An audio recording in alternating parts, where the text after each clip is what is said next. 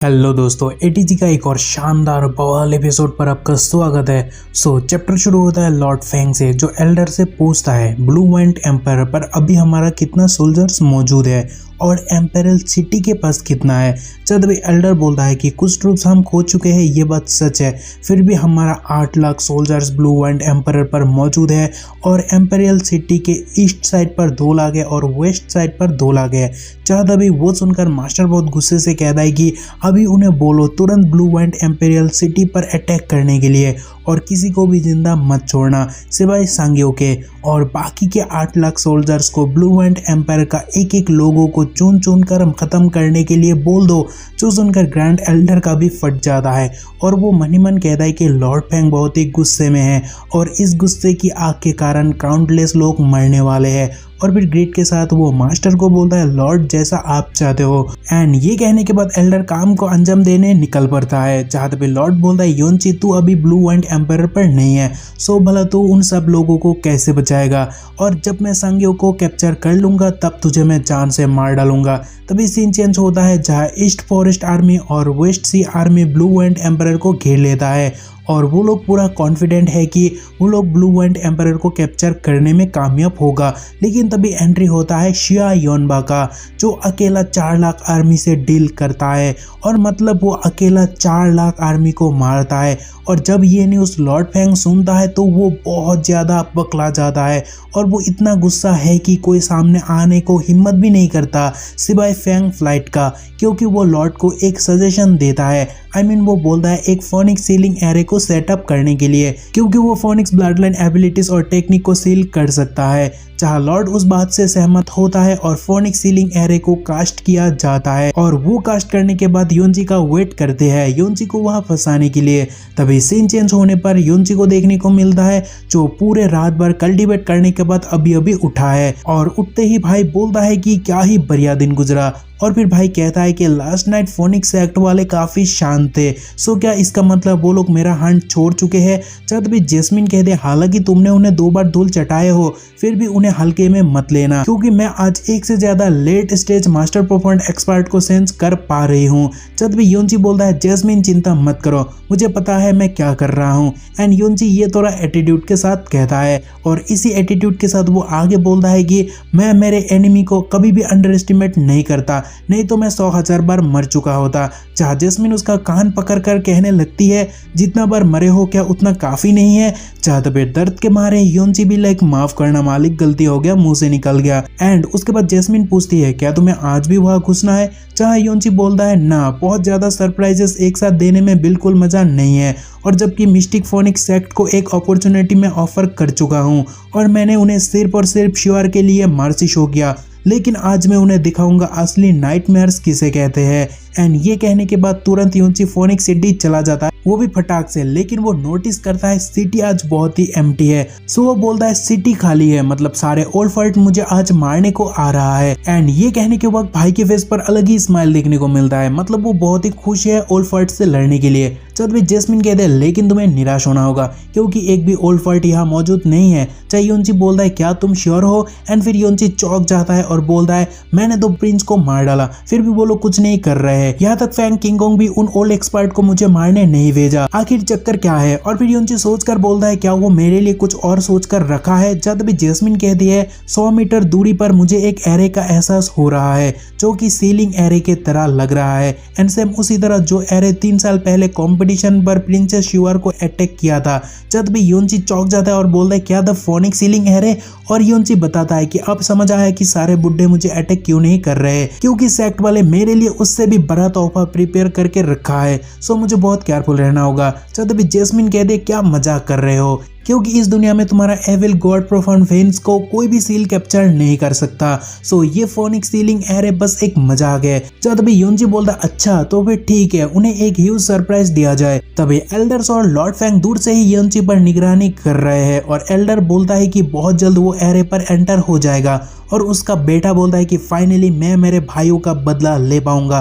तभी Lord Feng भी गुस्से से बोलता है सबको तैयार होने का हो, और फिर योंची एरे की तरफ बढ़ता है और बोलता है मिस्टिक फोनिक्स सेक्ट वालों, मैं यहाँ हूँ, तो मेरा स्वागत क्यों नहीं कर रहे हो। तभी योंची एरे पर घुसता है और वह लॉर्ड फैंग सबको रेज में एरे को एक्टिव करने बोलता है और तभी एरे एक्टिव हो भी जाता है और तभी हमें योंची को एरे के बीचों बीच देखने को मिलता है और एरे इतना पावरफुल है कि वह आसपास चीजों को डैमेज भी कर रहा है और उतने प्रेशर के अंदर भी योंची बोलता है मुझे कुछ भी फील क्यों नहीं हो रहा। तभी गुस्से से दांत चबाकर लॉर्ड फैंग बोलता है योंची तू फोनिक्स सीलिंग एरे पर अपना पैर रख दिया, सो चाहे तुम कितना पावरफुल क्यों ना हो तुम आज पक्का मरने वाले हो। तभी योंची नाटक करने लगता है और बोलता है अरे नहीं, आप मेरे साथ इतना बुरा कैसे कर सकते हो, मुझे दर्द हो रहा है, बचाओ। जब भी उसका एक्टिंग देखकर जैस्मिन बोला इतना गंदा एक्टिंग क्यों कर रहे हो। तभी योंची बोलता है ये था बस मेरा एक कैजुअल परफॉर्मेंस और उन्हें नहीं पता कि मैं एरे को इग्नोर कर सकता हूँ, सो मैं भला कितना भी खराब एक्टिंग क्यों ना कर लो फिर भी वो लोग समझेंगे कि मैं यहाँ फंस चुका हूँ। तभी लॉर्ड फैंग अपने बेटे का नाम लेकर बोलता है कि आज मैं तुम लोगों का बदला ले लूंगा उससे।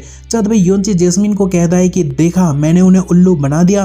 तभी कमीना फिर से नाटक करता है और बोलता है शिट, मैं अपनी पूरी प्रोफाउंड स्ट्रेंथ को खो दिया और मुझे यकीन नहीं हो रहा मैं तुमसे हार जाऊंगा। तभी उसका बेटा बोलता है पापा प्लीज आप मुझे परमिशन दे दो ताकि मैं पर्सनली अपने भाइयों का बदला ले सकूं, और जबकि मैं कनक्यूरर रियल्म पर हूं और वो अपनी ताकत को ऑलरेडी खो चुका है सो उसे मारने में कोई दिक्कत नहीं होगा। तभी लॉर्ड फैंग बोलता है ओके लिन वो तुम्हारा है, जो करना है कर लो।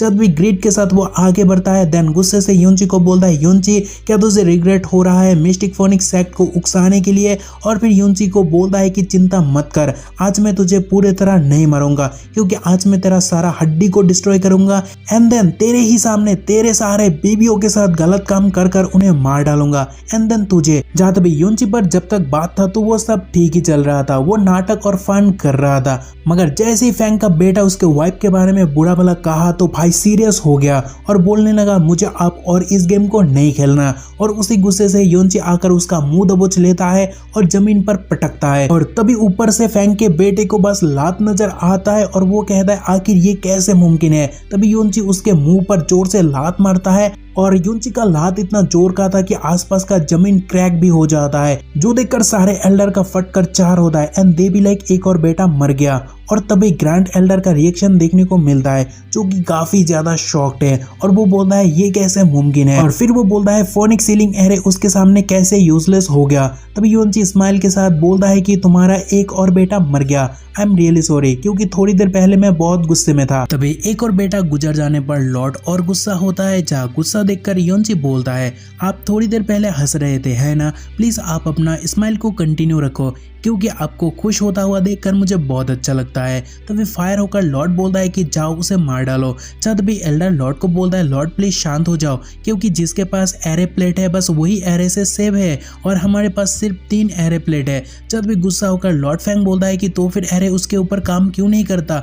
चाहे एल्डर बोलता है कि मुझे नहीं पता। चाहे योंची कहता है ऐसा होगा तुमने सोचा नहीं है ना, और क्या तुम सरप्राइज नहीं हुए हो मेरे इस एक्ट से। और फिर भाई बोलता है क्या तुम्हें लगता है बस एक एरे से तुम मुझे रोक पाओगे। और फिर योंची दोनों प्रिंस को देखकर बोलता है कि तेरे पास अभी भी 2 प्रिंस बचा हुआ है, टेंशन मत कर मैं उन्हें भी मार दूंगा। चाहे एक प्रिंस डर के मारे बोलता है पापा प्लीज हमें बचा लेना।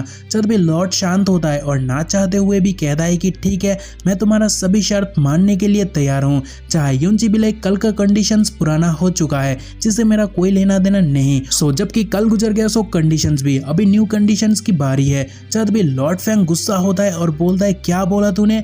तभी योंची कहता है कि तूने बार बार मेरे पेशेंस को चैलेंज किया और क्या तुझे लगता है मैं बार बार ऐसे मर्सीफुल रहूंगा। जब भी लॉर्ड फैंग गुस्सा होता है तो उसका चेला आई मीन एल्डर बोलता है मास्टर प्लीज शांत हो जाओ क्योंकि फोनिक्स सीलिंग एरे उसका कुछ नहीं बिगड़ रहा, सो वो यहाँ फ्रीली मूव कर पाएगा बट हम नहीं। एंड ये सुनने के बाद लॉर्ड गुस्से को काबू कर कर बोलता है कि तो फिर बताओ तुझे आज क्या चाहिए। चाहे योंची कहता है लगता है आज तुम बहुत स्मार्ट बन चुके हो, और फिर योंची बोलता है हालांकि तू जानवर से भी नीच है लेकिन फिर भी तू इंसान है जिसका मतलब तू पिग और मैड डॉग से अलग है। तभी ये सुनकर लॉर्ड फैंग बहुत गुस्सा होता है और एल्डर लॉर्ड को शांत करने में लग जाता है। तभी गुस्सा देखकर योंची बोलता है क्या तुम गुस्से में हो, लेकिन अभी तो मैं कंडीशन बताया ही नहीं। और फिर वो बोलता है डिवाइन फोनिक्स आर्मी 20 दिन के अंदर अपना फोर्स ब्लू वाइंड से बाहर लाएगा और ये मेरा फर्स्ट कंडीशन है, और फोनिक्स एक्ट का कोई भी फोर्स 300 साल के लिए वह कदम नहीं रख सकता। और सेकंड आपको पर्सनली ब्लू वाइंड के लोगों को माफी मांगना होगा और माफीनामा आपको अपने फोनिक्स एक्ट के गेट पर 10 साल के लिए टांग कर रखना पड़ेगा, और आप आपको कॉम्पेंसेशन के तौर पर ब्लू वाइंड एम्पायर को 20 बिलियन पावरफुल प्रोफॉन कॉइन्स देना होगा।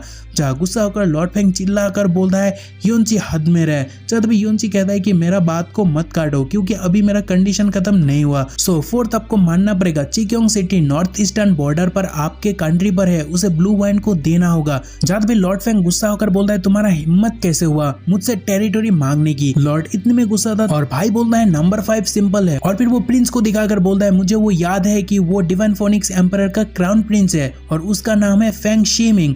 एम आई राइट? सो उसका सारा प्रोफाउंड स्किल रिमूव किया जाएगा और उसके बाद उसे ब्लू वाइंड एम्पायर सिटी पर अगले 50 साल के लिए रहना पड़ेगा। सो नंबर 5 हुई ना बहुत सिंपल। जब भी गुस्से से लॉर्ड फेंग बोलता है आर्मी को वापस बुलाओ, एपोलॉजी लेटर को तैयार करो और टेरिटोरी को भी दे दो एंड प्रिंस को भी हॉस्टेज के तौर पर एनिमी को छोड़ दो। जब भी प्रिंस बोलता है योनची सपना देखना छोड़ दे, हालांकि वो डर के मारे अंदर से कांप रहा है और फिर वो अपने बाप को बोलता है फादर आपका बेटा होने के नाते मैं इस बेइज्जती से बेहतर मरना पसंद करूंगा। जब भी एपिसोड खत्म होता है लेकिन इंटरेस्टिंग पार्ट यह है कि क्या प्रिंस खुद का लाइफ सेक्रीफाइस करेगा योनची के कंडीशन को तोड़ने के लिए और वहां और क्या होगा और कितना खून बहने वाला है। अगर जानना है तो मेंबरशिप परचेस कर लो क्योंकि वह आपको जल्दी से जानने को मिल जाएगा। आज के लिए बस इतना ही, मिलते हैं अगले एपिसोड पर, तब तक के लिए बाय, अपना ख्याल रखना।